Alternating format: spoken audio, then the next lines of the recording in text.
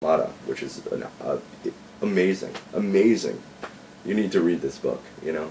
There's a lot of stigma about YU, but you know what? This guy's brilliant. This guy's mamish.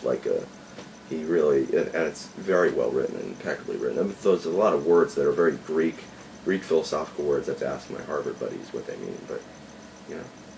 How does it feel to have a Wikipedia article about yourself? It's a little strange, because it's really like whoever put that up there did not know what they were writing. It's pretty bad. It's like, you know, and different people, I know some people have edited it, but I'm wondering who else has edited it. You know, I'm wondering how many people are editing it. I'm curious. But it's cool, you know, it's better than having a homepage. It's easier.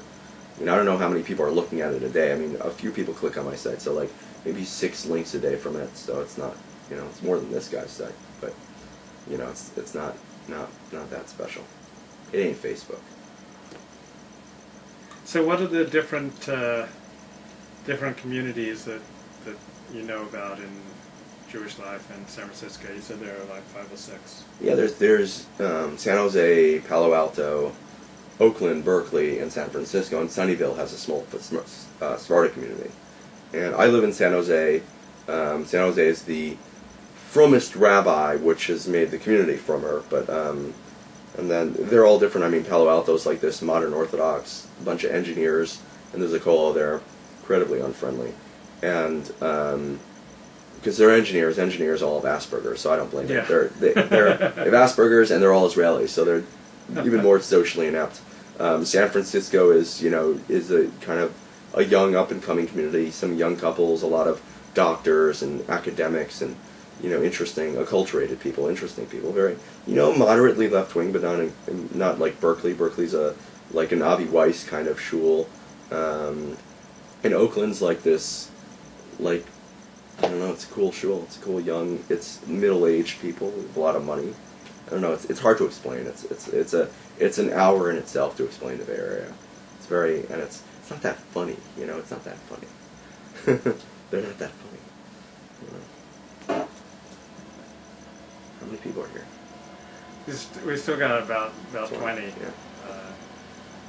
Yeah, you got to pick. Why don't they pick cool names? Guest 80. My God, what is this? Pick a cool name. Do you still have that lady who's proofreading your blog? I wish I did. She was good. She was really good. She was like, not only was she editing, she knew my sense of humor. So she would change around sentences, and my other editors are like straight up editors. And I can't really tell, but her, I can see how things were, and she knew not to mess with the titles, because titles are not so important for you, but they're more important for search engines. So a lot of titles are for search engines.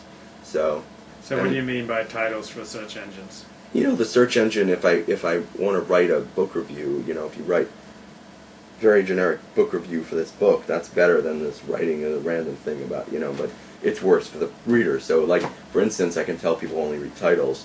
There's a book named Hush that came out. That was about a Hasidic girl writes about her experiences watching her best friend being molested by her older brother, who was the best guy in yeshiva.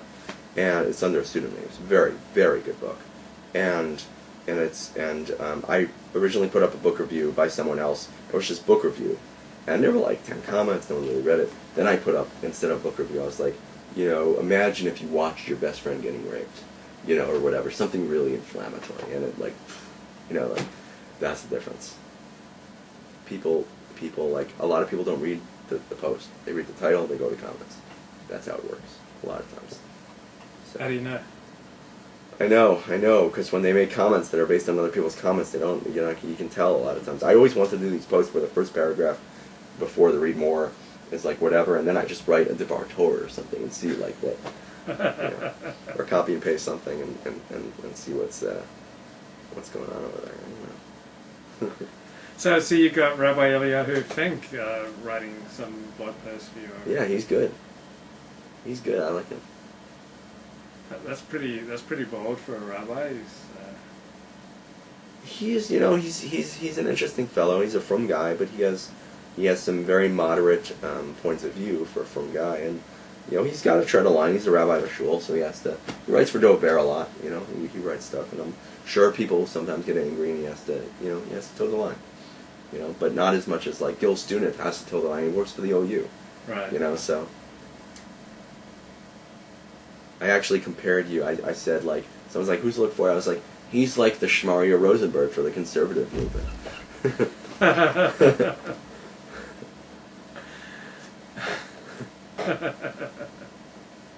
Do you read any other blogs? I read a lot of other blogs, but not on a regular basis. I mean, really, like, if I have, like, a little time to spare and I need to get up some sort of post, I mean, I'll do quick checks of, like, Dove Bear, Jew School, Failed Messiah,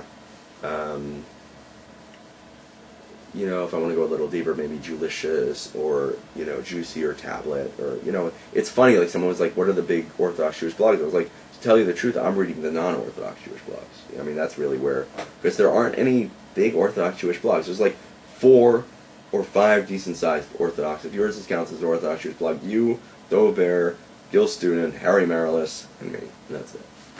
And if we throw Shmaria in the mix, Shmaria too. Shmaria's much bigger than us, but you know, he's not Orthodox. He's just writing about the Orthodox. So right. I don't know how you want to, you know, take that. So what's your take on Shmaria? You know, I think a lot of people are scared of him. He's like a revolutionary. I mean, he's made it. You know, you can't just say what you want. And what's interesting is you can tell the Chabad and all these guys are reading his site, because Chabad will, like, put up, you know, the People's Court wig video. I was like, you know, the first one to post it, and I sent it to Dove Bear and to Shmaria, and immediately Crown Heights Info had that video up. Crown Heights Info is the Lubavitch site. If it was a Chabad couple, you can be pretty much guaranteed that it wouldn't have been put up. But it makes fun of snags, Mistagdim, and it's cool, whatever. But, I mean, you know, look, if you're like, he's an angry guy, he's an axe to grind. He has an axe to grind. Big freaking deal. He writes stuff. He's a journalist. He's an investigative journalist. He's broken stories. He's been written about in major papers. He writes stuff you disagree with. You know, sue him. You know, you know, he has an axe to grind. He's an angry guy. Whatever, he's angered. You know, he's a passionate, angry guy, but he does a service like anyone else you disagree with. You know, a lot of Frum Jews don't like the New York Times. They hate Israel. Okay, fine, good morning. You know, you know, I think a lot of people, you know, are just really scared of that sort of thing, because he has power. And, you know, that's one of the beauties of blogging, is that, you know, I was talking about this with someone today, is that, you know, you can't just say whatever you want anymore. You can't. Rabbanim cannot just go and say, like, you know, say things and not be taken to task for saying these things. And that's, you know, the interesting thing about it. So that it created a lot of transparency. And you see it with bands and Kol Rays and all these things that suddenly Gedolim are like, I didn't sign that. Well, here it is all over the internet. I didn't, and it gives this, like, look, you're a Gadol. You're supposed to be doing Pesach Halach. You're not supposed to be deciding concert bands and stuff. Look, stick to Halacha. They've delegitimized themselves. And it's, you know, because of this and you know, whatever. I don't know. Sorry. How do you like Twitter?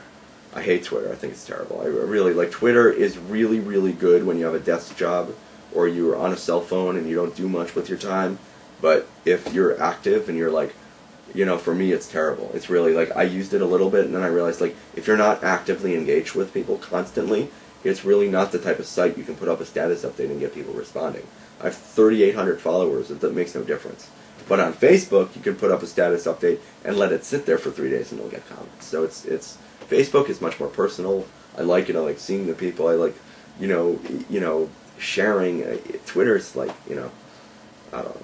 It's not my thing at all. I thought it would be, but it's really not. Do you think Facebook leads to immorality? Sure, of course. Everything leads to immorality. Driving, telephones, desks. You know how easy it is to, like, look at porn when you're sitting at a desk rather than with the computer on your lap. It's so much easier, you know. How are you supposed to do when a computer's on your lap? Where do you put it? You have to hold it, and, you know, like, so, I mean, everything leads to immorality. Everything could lead to good, and everything could lead to bad, and I think that's, you know, that's the case. Does Facebook make it easier? I don't know. I haven't gotten any more since I've joined Facebook than before I was on Facebook. I haven't really, you know, everything leads to immorality. If anything, it's better, because instead of going to porn sites, people are on Facebook all the time.